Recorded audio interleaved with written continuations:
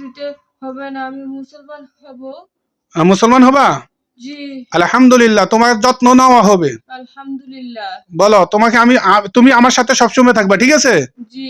আমি ডাক দি আমার ওর সাথে আর যাব না, ওরা দুষ্টু। তুমি সবসময় কোথায় থাকবা বলো, তোমার কোথায় থাকতে মনে চায়? আমি আমি জান্নাতে থাকবো। জান্নাতে থাকবা, জাহান্নামে না, নাকি? ঠিক আছে। জি। আর আমি ডাক দিলে আসবা তুমি? জি। আমি তোমাকে যদি কোনো রোগীর বিষয় ডাক দিই, তুমি আসবা? জি।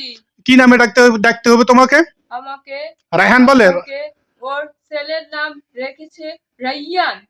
রাইয়ান বলে ডাকবে। আমি ওরা যে কি বলছে, রাব্বি জান্নাতের দরজা নাকি কি? রায়হান একটা জান্নাতের দরজা। হ্যাঁ, আমি আমি আমি জান্নাতের দরজা। আমাকে রাইয়ান বলে ডাকবে। আর ওর ওর ওর ছেলে অনেক বড় হবে।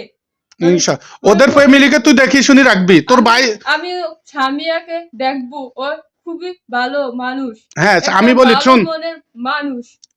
ওর ছেলেকে দেখে রাখবো, ওরা খুবই বড় হবে ইনশাআল্লাহ। ইনশাআল্লাহ। শোন আমার কথা, শোন আমার কথা, শোন আমি তোরে যে কথাটা বলি। ইনশাআল্লাহ। ইনশাআল্লাহ, শোন আমার কথাটা শোন।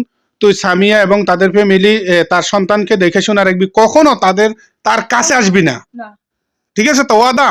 ওয়াদা। বল আমার সাথে, বল, লা ইলাহা ইল্লাল্লাহু মুহাম্মাদুর রাসূলুল্লাহ। আল্লাহ তাআলা ব্যতীত ইবাদতের উপযুক্ত আর কোনো মাবুদ নাই। হযরত মুহাম্মদ মুস্তাফা সাল্লাল্লাহু আলাইহি ওয়াসাল্লাম আল্লাহ তাআলা রাসূল। আশহাদু আল্লা ইলাহা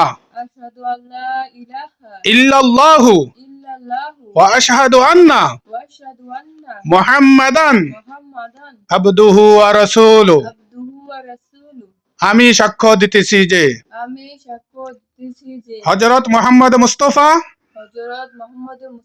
সাল্লাল্লাহু আলাইহি ওয়াসাল্লাম আল্লাহ তাআলার রাসূল।